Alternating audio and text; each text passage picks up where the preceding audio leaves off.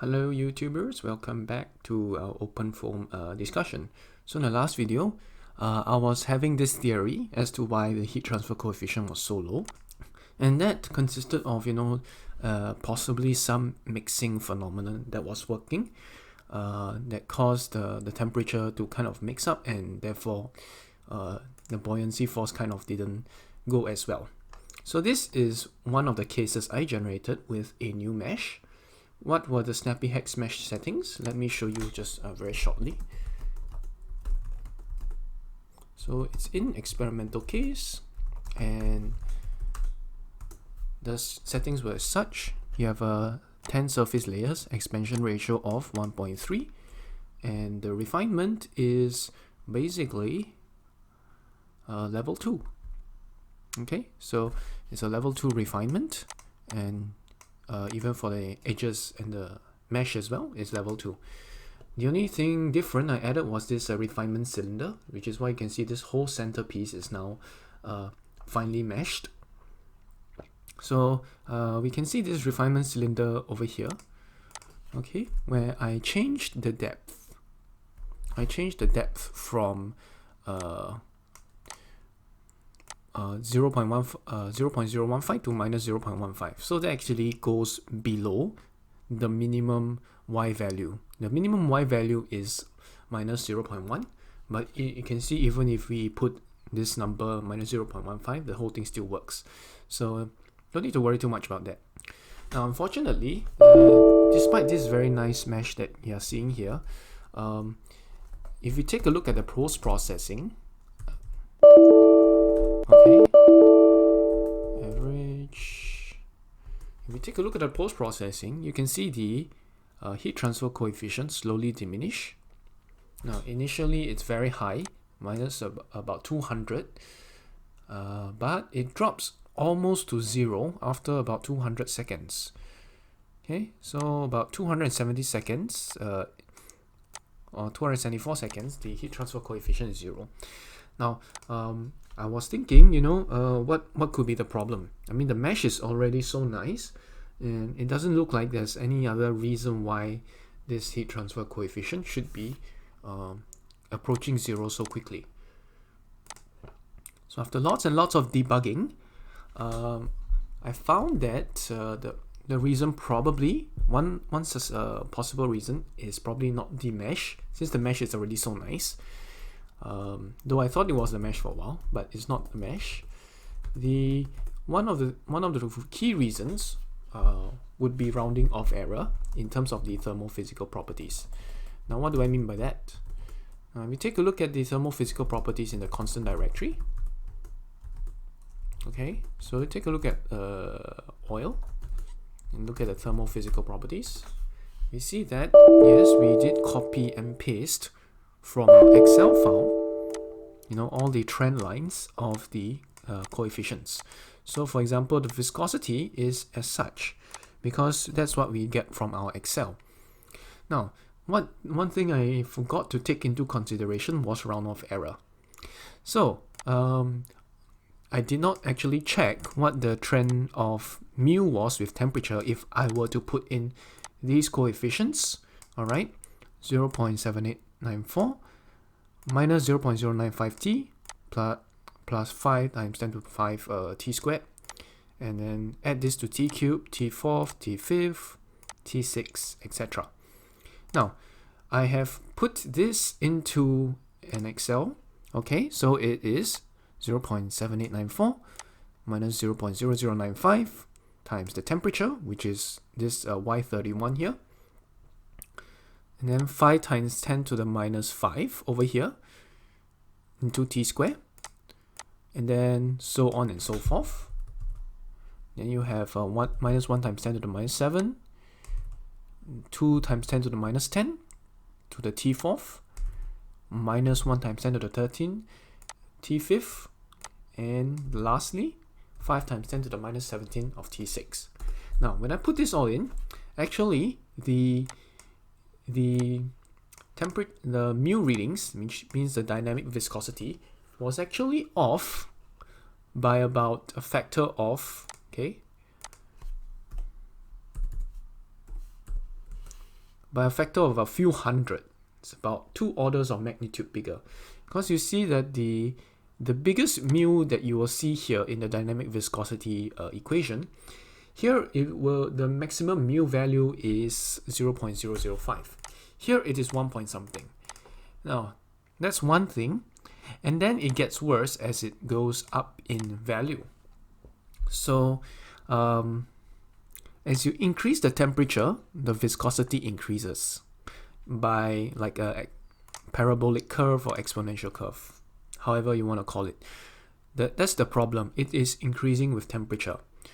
Now, if we were to put this side by side with this graph, which is based on the experimental data, where we have the dynamic viscosity in terms of Pascal seconds, this is the data that's found, and all we had to do, okay, all we had to do is to increase the number of decimal places this expression contain.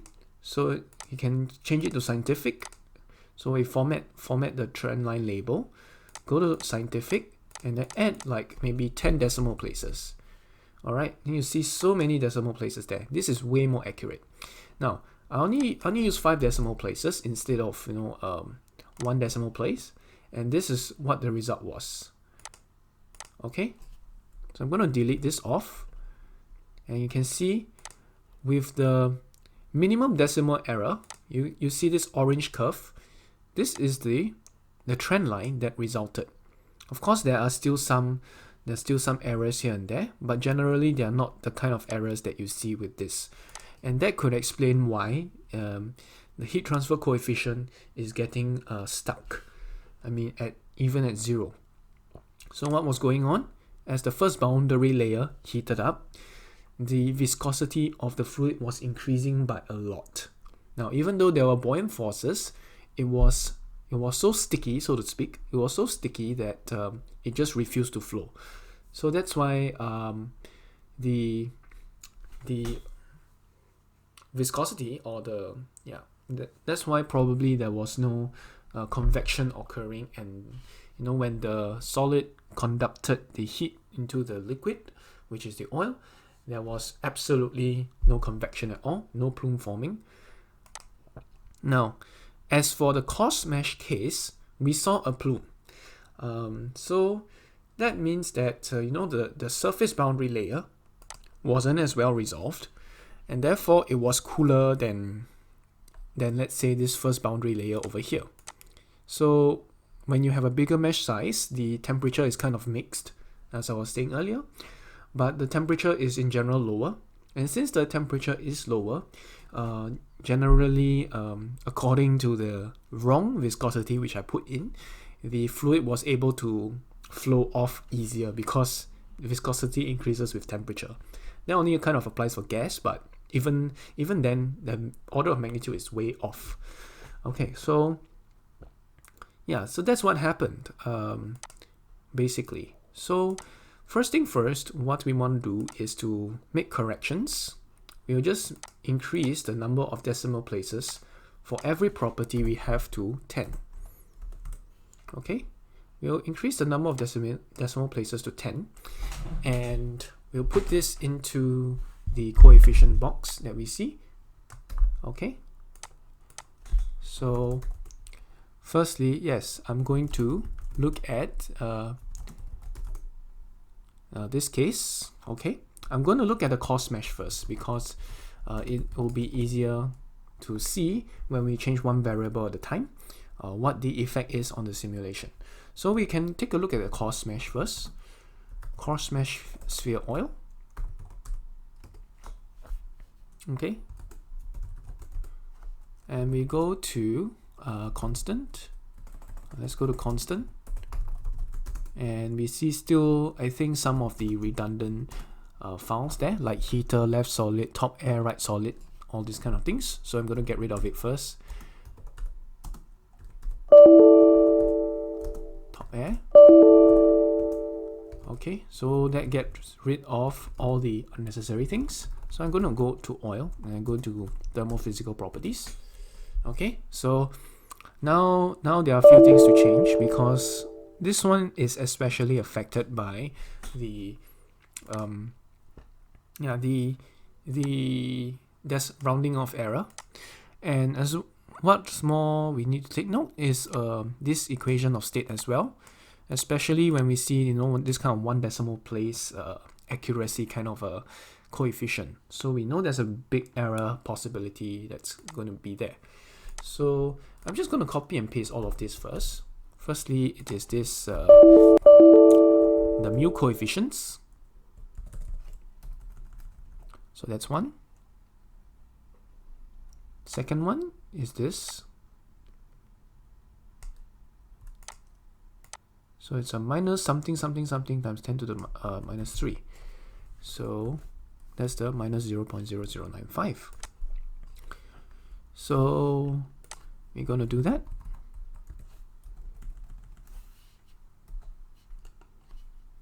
Oh, shucks. Undo that. Okay, insert mode, and yeah. So this is the second term. Now with 10 decimal places of accuracy, this error should be eliminated. Third one is 4 times 10 to the minus 5, 4.7 times 10 to the minus 5, which is actually 6% off from this 5 times 10 to the minus 5. So that's the third one. Okay, I'm going to delete this and place this here. Okay, next is 1 times 10 to the minus 7, or here it is 1.2 times 10 to the minus 7. Okay, so this is a negative number. Okay, I'm going to put it here. Okay, I'm going to stretch it out all the way. Next is 1.8 times 10 to the minus 10. So this is actually 20% off from you know, our rounded off error value. So it's a lesson to learn that we should be, in general, very careful when we paste this, when we do this round off error thing, because it can really cost us a lot of headache. Okay. Okay. And we write this in, and the last term will be 5 times 10 to the minus 17, or 4.566 times 10 to the minus 17. Now this is actually, again, 10% off from our rounded off value. So we can see why there is so much possible error that comes from that. So I'm going to save this. Okay, let's go on to Kappa, which is the thermal conductivity.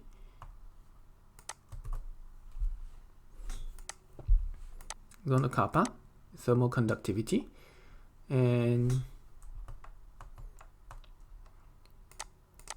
let's give it 10 decimal places just to be consistent. Alright, so minus 1.60000 times 10 to the minus 4. Okay, so that's the Kappa coefficient.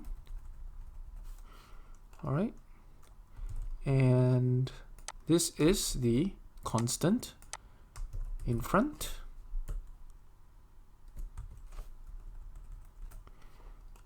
Yeah, and then we'll get rid of the plus sign because it will cause an error in OpenFoam. Next thing is constant heat capacity. Okay, so the specific heat capacity is here. We'll use 10 decimal places again. 10 decimal places here. So I will go like so. Again, the error is pretty jarring. It's about 10 to 20% in some cases. Okay. So this is the next coefficient in line.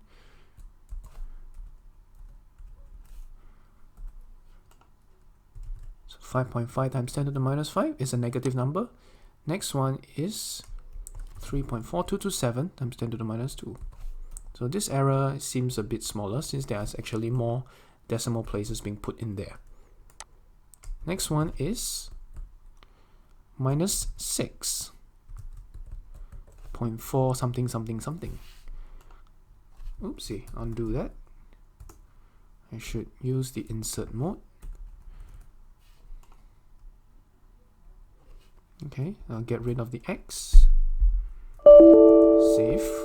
Last one, 1.66 something times 10 to the 3.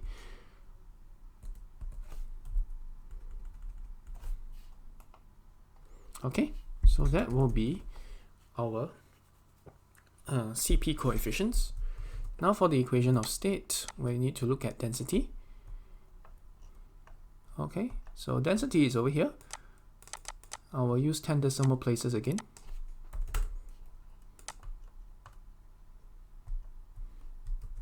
Okay, so this is for maximum accuracy. So I'll go by this first. Okay. Again, this is very off, by about 15%. Okay. Next.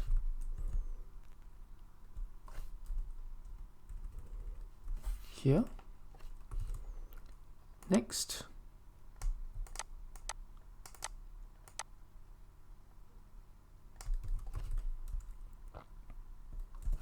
Now this one, where since there's more decimal places or more significant figures, this inaccuracy is a lot less in terms of magnitude.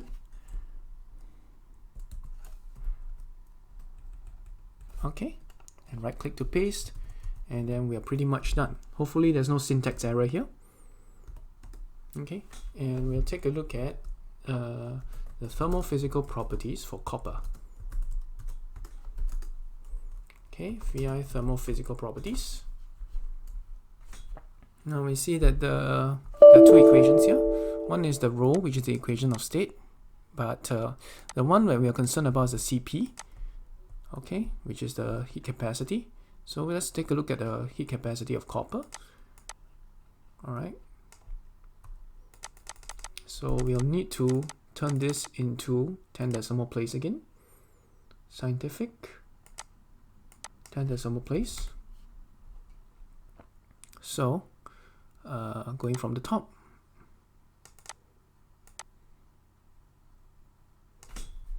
one,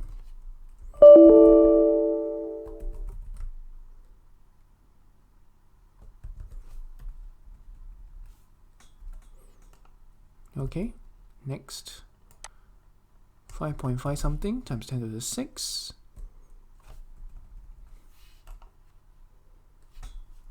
I double pasted by accident. Undo that. Okay, 5 something times 10 to the minus 6. Now this one's the 4.175 times 10 to the minus 3, which is this one.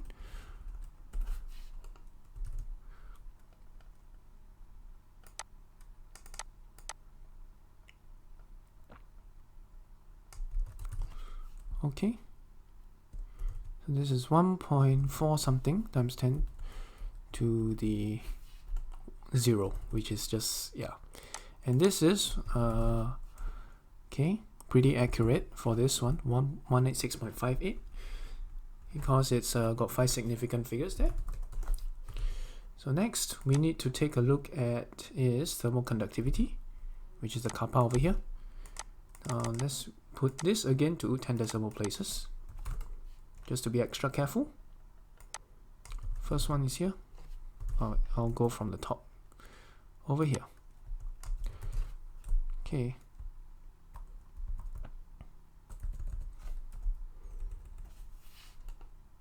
It's 1.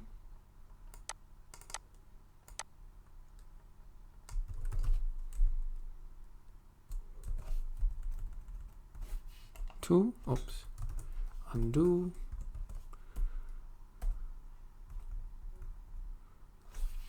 2,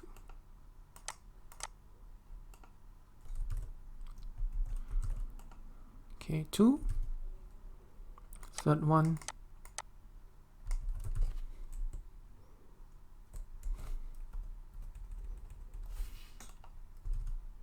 fourth one is here.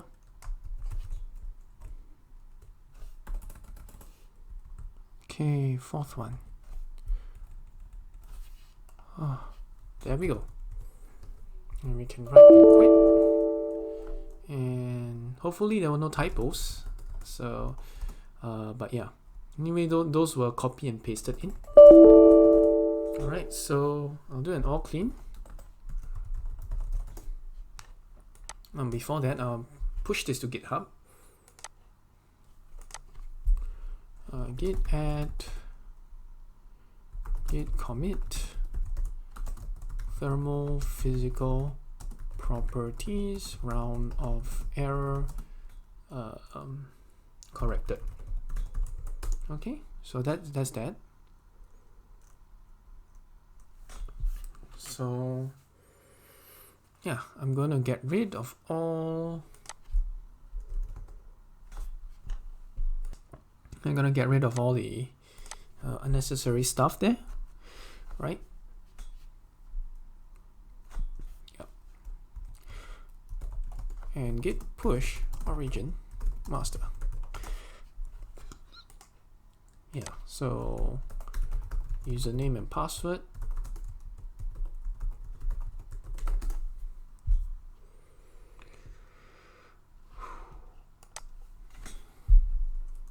CD.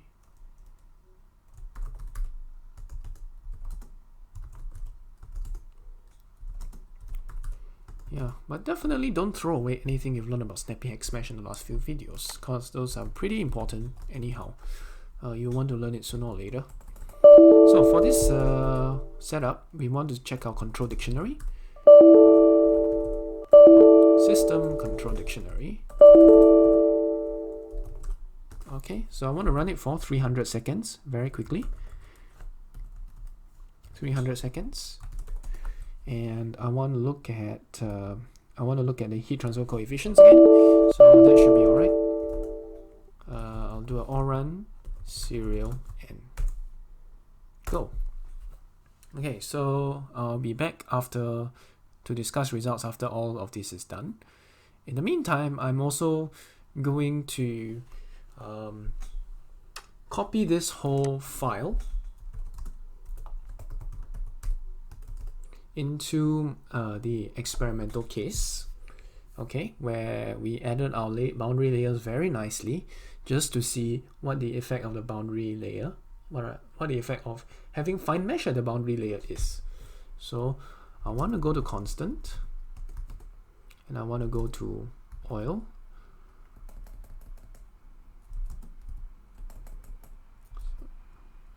Okay, let me clear. Oh.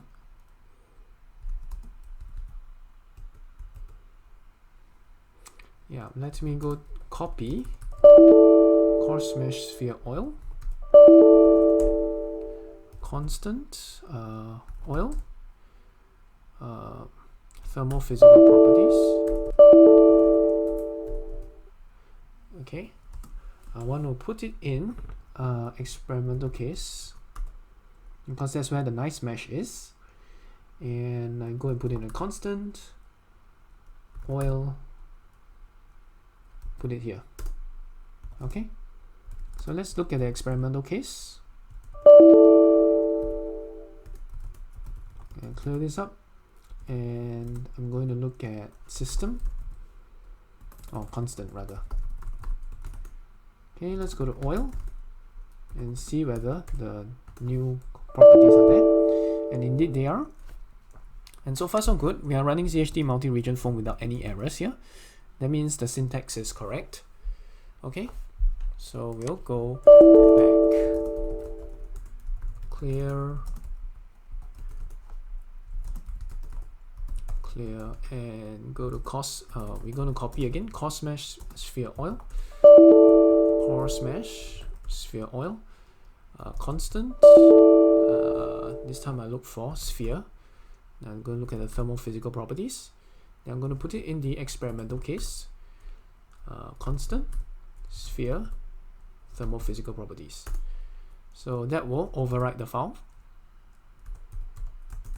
And I'm going to go to the constant file. CD constant, clear, and let's go to sphere, see the thermophysical properties here, and indeed they are changed nicely.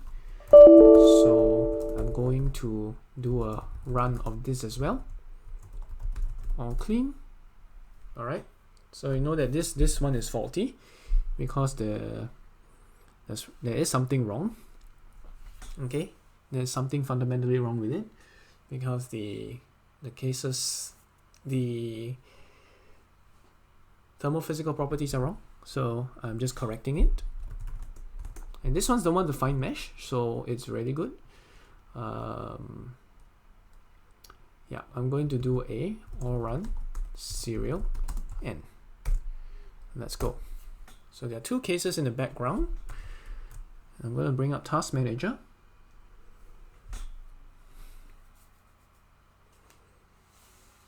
Okay, so I'm running a very high percentage of my CPU now. Everything's working really hard, so I'm not going to bother too much of it now. Okay. Google Chrome is using a lot. Snappy Xmesh is also using a lot. CHT multi-region is using about 24%. Okay, so that's about it. I can't run too much, if not my whole computer start lagging. All right. Now in the meantime, this very interesting. We have data for our case. So let's go to post-processing. Oil, and we go to average heat transfer. Okay. Okay, let me go to oil. See the area average one. CD0, and let's see the surface field value. What did I record here? Yes, area average temperature and area average heat transfer coefficient. So, very interestingly, we see our heat transfer coefficient starting somewhere at minus 7.77, and it's slowly increasing as time goes by, probably due to some boundary layer things.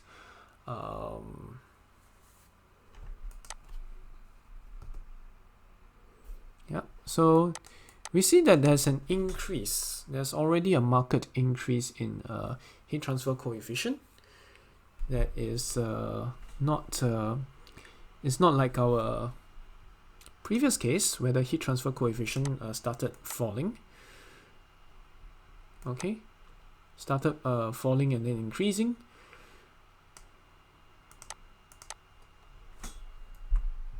Okay. Yeah. Let's look at the heat flux data. Yeah, so yeah, we started off at about 75, and then now the thing is that it's increasing up to about 90.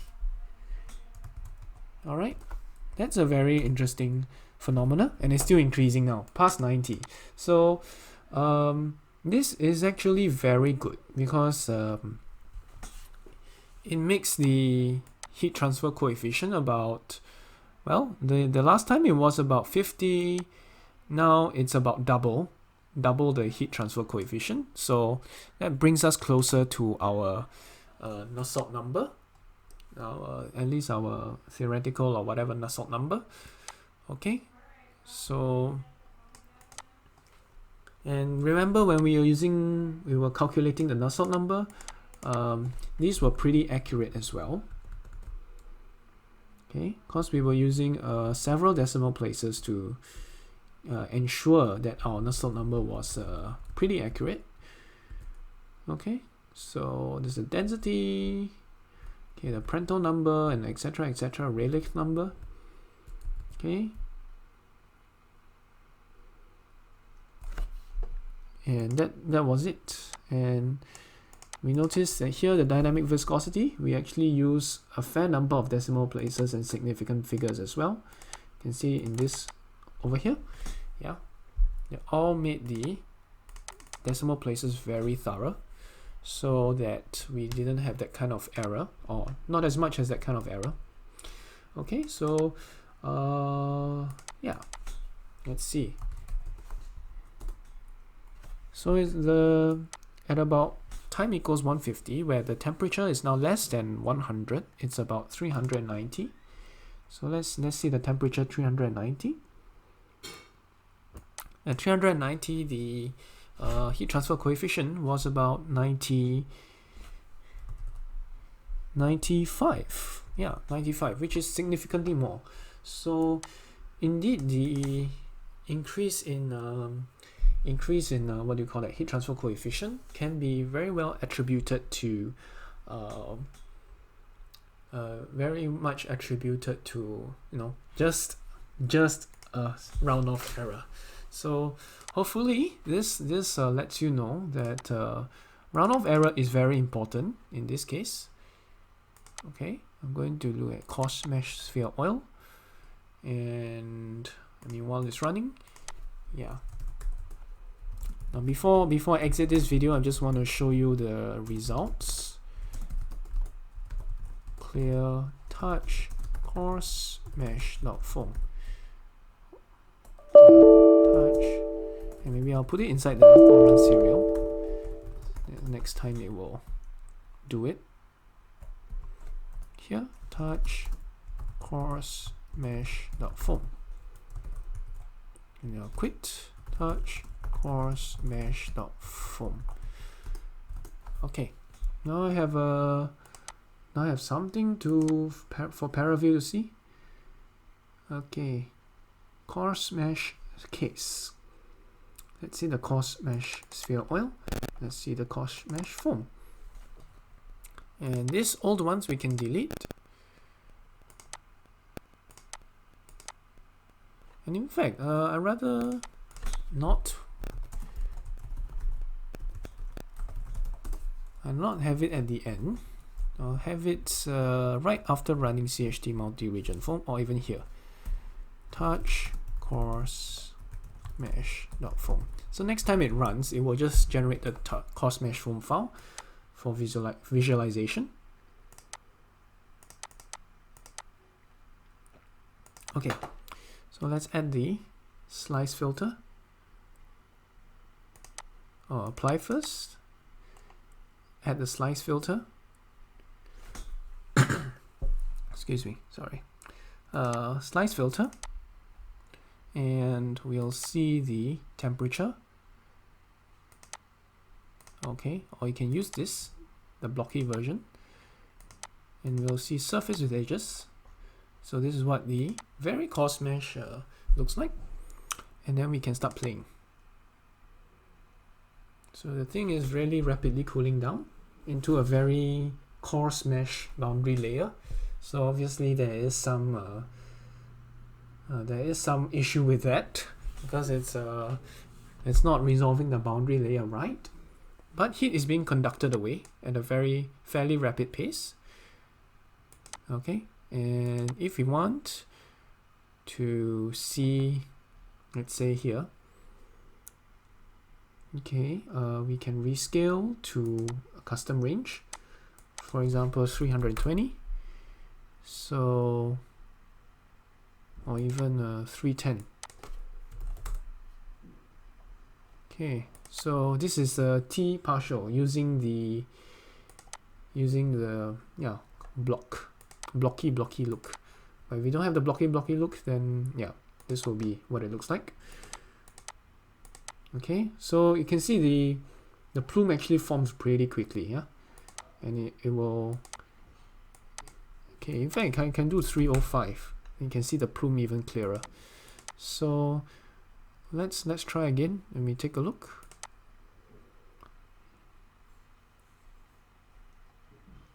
So you see how quickly the plume forms.